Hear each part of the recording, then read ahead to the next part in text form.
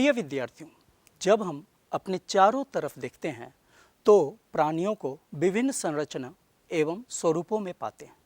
अब तक लगभग 10 लाख से अधिक प्राणियों का वर्णन किया जा चुका है, इसलिए वर्गीकरण का महत्व काफ़ी बढ़ जाता है। अगर कोई नई प्रजाति खोज के दौरान मिलती है तो उसे वर्गीकरण में उचित स्थान पर रखने में सहायता होती है।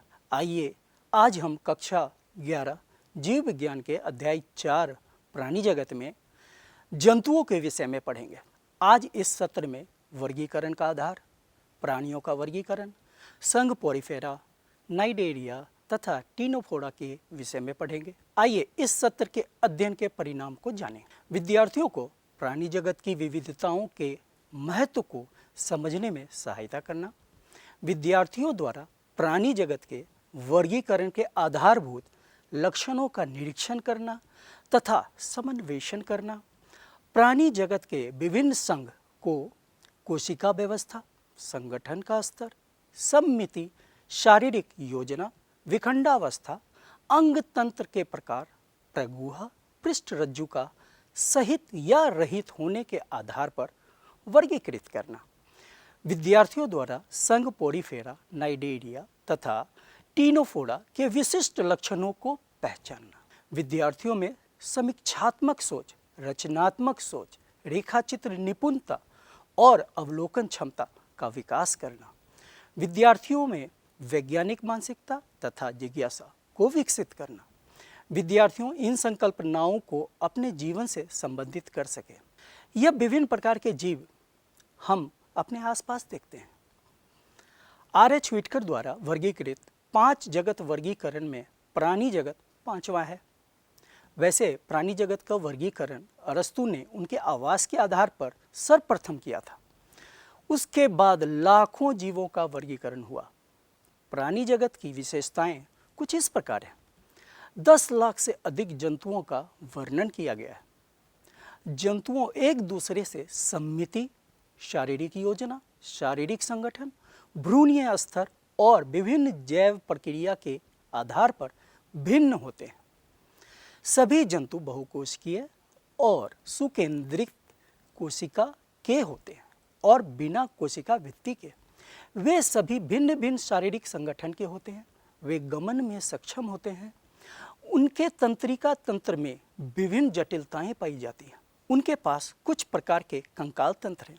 क्या आप प्राणी जगत के वर्गीकरण के आधारभूत लक्षणों के विषय में जानते हैं? वे हैं आवास, संगठन के स्तर, भ्रूणीय स्तर, शारीरिक योजना, सममिति, पृष्ठरज्जु, प्रगुहा, खंडीभवन, उपांग, संरचना, अंगतंत्र। आवास को 2 भागों में बांटा गया है। पहला जलीय, जिसमें लवणीय और अलवणीय जल होते हैं। दूसरा स्थलीय, जो जमीन पे होते हैं। आपने संगठन के स्तर को 9वीं कक्षा में जरूर पढ़ा होगा। संगठन का स्तर एक आधारभूत लक्षण है वर्गीकरण का। सर्वप्रथम प्राणी जगत में सभी बहुकोशिकाएं होते हैं। इनमें मुख्यतः 4 प्रकार के संगठन का स्तर पाया जाता है। पहला कोशिकीय स्तर का संगठन, जिसका उदाहरण स्पंज होते हैं, जिसमें कोशिका बिखरे हुए समूहों में होता है। दूसरा उत्तक स्तर का संगठन, जिसका उदाहरण सिलेंट्रेटा है। यहाँ कोशिकाओं की व्यवस्था अधिक होती है। तीसरा अंग स्तर का संगठन होता है, जो उत्तक से उच्च स्तर का संगठन होता है। यहाँ उत्तक संगठित होकर अंग का निर्माण करता है और प्रत्येक अंग एक कार्य करता है। इसका उदाहरण चपटे कृमि है। चौथा अंग तंत्र का संगठन, जो एनिलिडा, ऑर्थ्रोपोडा, मोलस्क, इकाइनोडर्मेटा तथा रज्जुकी में पाया जाता है, जहां अंग मिलकर तंत्र के रूप में विशिष्ट कार्य करता है। क्या आपने कभी सोचा कि इन प्राणियों का शरीर किनसे बना है? क्या ये कोशिका या उत्तक या अंग के बने होते हैं? 3 तरह की शारीरिक योजनाएं होती हैं। पहला कोशिका योग शारीरिक योजना, जिसमें कोशिका बिखरे हुए समूहों में होता है, जैसे स्पंज।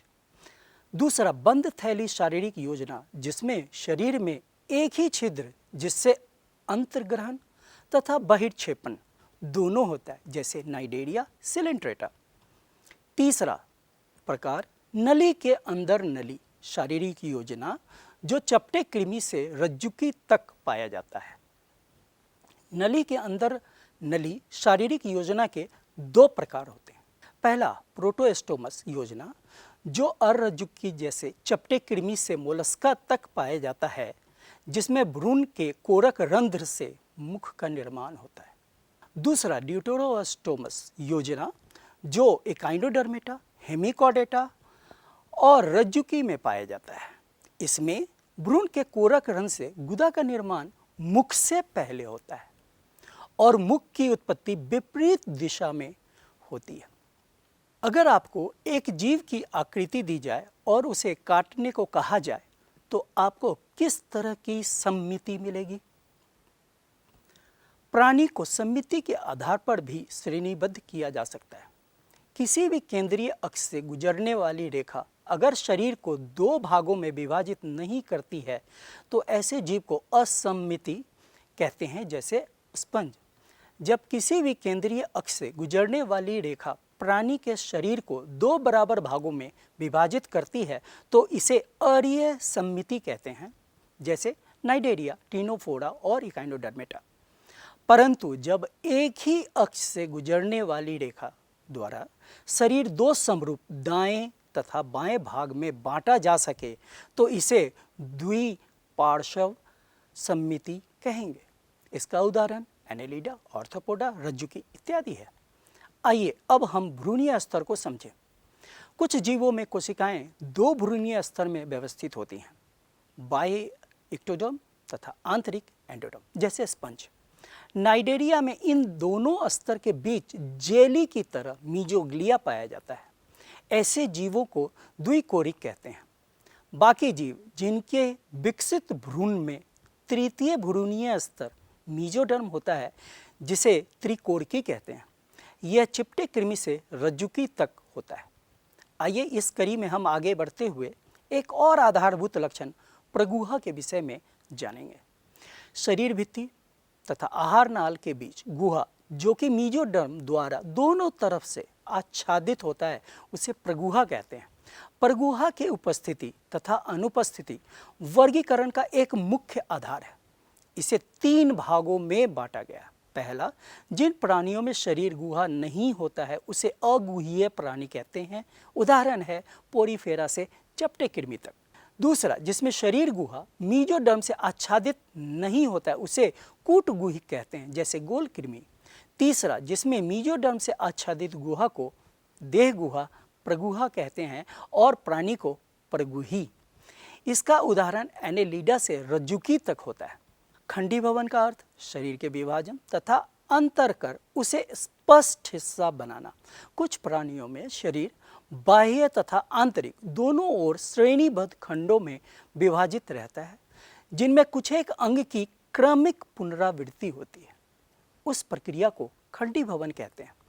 उदाहरण के लिए केचुए में शरीर का विखंडी खंडी भवन होता है और यह विखंडावस्था कहलाते हैं।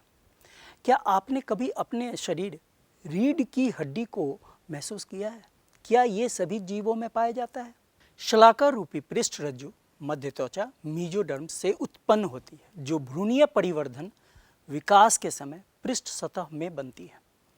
पृष्ठ रज्जु के उपस्थिति तथा अनुपस्थिति के आधार पर जीवों को अरज्जुकी और रज्जुकी में बांटा गया है।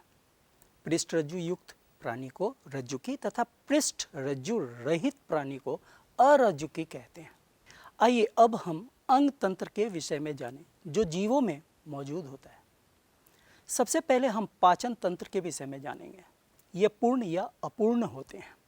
पूर्ण का अर्थ इनकी शुरुआत मुख से होता है और गुदा में खत्म, जबकि अपूर्ण में केवल एक ही छिद्र से अंतर्ग्रहण तथा बहिक्षेपण होता है। पाचन अंतराकोशिक कोशिका के अंदर या अंतःकोशिक कोशिका के बाहर होता है। श्वसन तंत्र भी भिन्न भिन्न तरह की होती हैं। श्वसन शरीर के सतह से निम्न जीव यानी स्पंज, श्वासनिका तंत्र मछलियों में, त्वचा में जैसे केचुआ तथा फेफड़े से श्वासकर स्थलीय जीव में होता है। परिसंचरण तंत्र अधिकांशतः दो प्रकार के होते हैं। पहला खुले परिसंचरण तंत्र, जिसमें रक्त का बहाव हृदय से सीधे बाहर भेजा जाता है तथा कोशिका एवं ऊतक उसमें डूबे रहते हैं। दूसरा बंद परिसंचरण तंत्र, जिसमें रक्त का संचार हृदय से भिन्न भिन्न व्यास की वाहिकाओं के द्वारा होता है। उदाहरण धमनी, शिरा और केशिकाएं। उत्सर्जन शारीरिक सतह, ज्वाला कोशिकाओं, मैल्पिगी नलिका, वृक्क तथा वृक्क द्वारा होता है। उत्सर्जित पदार्थ अमोनिया, यूरिया या यूरिक अम्ल के रूप में होते हैं। अगर हम तंत्रिका तंत्र को देखें तो इसमें भी विविधता दिखाई देती है। तंत्रिका तंत्र विस्तृत, सीढ़ीनुमा तंत्रिका वलय और उच्च स्तर के जीवों में केंद्रीय स्नायु तंत्र होते हैं। कंकाल तंत्र ढांचा तथा शारीरिक सहायता प्रदान करता है। यह जीवों में अंतः कंकाल जो हड्डी उपास्थि कंटक के रूप में होते हैं तथा वही कंकाल जो सींग, खुड़, पंख, शल्क, प्रशल्क के रूप में होता है। विद्यार्थियों, क्या सारे जीव लैंगिक जनन करते हैं? क्या उनके बच्चे बिल्कुल उनकी तरह यानी समरूप होते हैं? जनन तंत्र दो तरह के होते हैं, लैंगिक तथा अलैंगिक। निषेचन अगर शरीर के अंदर होता है तो आंतरिक तथा अगर शरीर के बाहर होता है तो बाह्य निषेचन कहलाता है। जीव अगर बच्चे दे तो जरायुज और अंडे दे तो अंडज कहलाते हैं। अगर अंडे से लार्वा बने तो अप्रत्यक्ष तथा बच्चा आए तो प्रत्यक्ष परिवर्धन कहते हैं। शरीर का तापमान अगर नियंत्रित हो तो समतापी, अगर नियंत्रित न हो तो असमतापी कहलाता है। आइए अभी तक के बातचीत से हम इस निष्कर्ष पर पहुंचते हैं कि इतने सारे लक्षणों के आधार पर प्राणी जगत का वर्गीकरण होता है। आइए अब हम एक प्रवाह चार्ट से इसे समझते हैं। सर्वप्रथम संगठन के स्तर पर, फिर समिति, उसके बाद प्रगुहा के आधार पर प्राणी जगत को विभिन्न संघ में बांटा गया है। आइए अब हम प्राणी जगत के वर्गीकरण में पहले संघ पोरीफेरा के विशिष्ट लक्षणों को समझते हैं। पोरीफेरा का आवास सामान्यतः लवणीय जल है। इनमें द्विकोरिक के साथ कोशिकीय स्तर का संगठन होता है। ये असमिति या अरीय समिति को दर्शाते हैं। आइए अब हम इस संघ के और विशिष्ट लक्षणों को समझें। इनके शरीर में बहुत सारे सूक्ष्म रंध्र पाए जाते हैं। शरीर के बाह्य स्तर चिपटे कोशिकाओं का बना होता है जिसे पिनोसाइट्स कहते हैं। आंतरिक स्तर कसाभीय कोशिकाओं का बना होता है जिसे कोआनोसाइट्स कहते हैं। कंटक और अमीबोसाइट शरीर में पाए जाते हैं। कॉलर कोशिका और कसाब के लगातार हिलने से जल प्रवाह उत्पन्न होता है जिससे पानी एक ही दिशा में बहता है। पानी के इसी प्रवाह द्वारा स्पंज और बाहरी सूत्रों के बीच आदान प्रदान की प्रक्रिया को संभाले रखता है। यही नाल तंत्र पोषण, श्वसन, परिसंचरण तथा उत्सर्जन इत्यादि में सहायता प्रदान करता है। इस चित्र में आप स्पंज के शरीर और नाल तंत्र को देखकर समझ सकते हैं। इनमें अंतःकंकाल पाया जाता है। इसमें कंटक भी पाए जाते हैं जो कैल्शियम कार्बोनेट, सिलिकॉन तथा स्पॉन्जिन तंतु का बना होता है। जनन दोनों लैंगिक और अलैंगिक प्रकार के होते हैं। अलैंगिक जनन विखंडन और कलिका द्वारा होता है। लैंगिक जनन में निषेचन आंतरिक और प्रत्यक्ष परिवर्धन होता है। स्पंज में विखंडन की प्रक्रिया काफ़ी उत्कृष्ट होती है। पोरीफेरा के उदाहरण हैं साइकन, साइका, स्पॉन्जिला, स्वच्छीय जलीय स्पंज और यू स्पॉन्जिया, बाथ स्पंज। आपने टीवी पर कभी न कभी जेली मछलियों को देखा होगा। आप जरा सोचें ये किस संघ के प्राणी हैं? बिल्कुल सही सोचा, ये संघ नाइडेरिया के प्राणी हैं। ये ज़्यादातर लवणीय तथा कुछ अलवणीय होते हैं। ये स्थावर तथा मुक्त तैरने वाले होते हैं। द्विकोरिक के साथ उत्तक स्तर का संगठन इनमें होता है। ये अरीय या द्विपार्श्व समिति को दर्शाते हैं। आइए इनके विशिष्ट लक्षणों को समझें। इनकी शारीरिक योजना बंद थैली की तरह होती है। इनमें केंद्रीय जठर संवहनी गुहा पाई जाती है। अधोमुख पर स्थित मुख होता है जो संवेदी स्पर्शक द्वारा घिरा होता है। दंश कोशिका, निमेटोसिस्ट नाइडोब्लास्ट बाहरी त्वचा में पाया जाता है। पाचन तंत्र अंतःकोशिक तथा अंतराकोशिक दोनों प्रकार का होता है। तंत्रिका तंत्र निम्न कोटि का होता है जिसे तंत्र जाल कहते हैं। ये प्राणी पीढ़ी एकांतरण मेटाजेनेसिस को दर्शाते हैं। नाइडेरिया बहुरूपता को दर्शाता है। इनमें एक जीव में 2 या उससे ज़्यादा तरह के रूप दिखाई देते हैं जिसे हम पॉलिप और मेडुसा कहते हैं। पॉलिप स्थावर बेलनाकार जो अलैंगिक जनन से मेडुसा बनाता है जो मुक्त पलावी और छतरी के आकार का होता है। मेडुसा लैंगिक जनन द्वारा पॉलिप उत्पन्न करता है। ये जीव मूंगा चट्टान भी बनाते हैं जो इस संघ के जीवों की अद्वितीय लक्षण है। आइए नाइडेरिया के उदाहरण को देखें। फाइसेलिया पुर्तगाली युद्धमानव, एडम्सिया समुद्री एनिमोन, पेनेचुएला समुद्री पिच, गोर्गोनिया समुद्री व्यंजन, मेड्रिना ब्रेन कोरल इत्यादि। आइए अब हम अगले संघ टीनोफोरा को समझें। बहुत पहले ये संघ नाइडेरिया के अंतर्गत आता था, परंतु इसके कुछ उच्च लक्षण के कारण इसे एक स्वतंत्र संघ में डाला गया।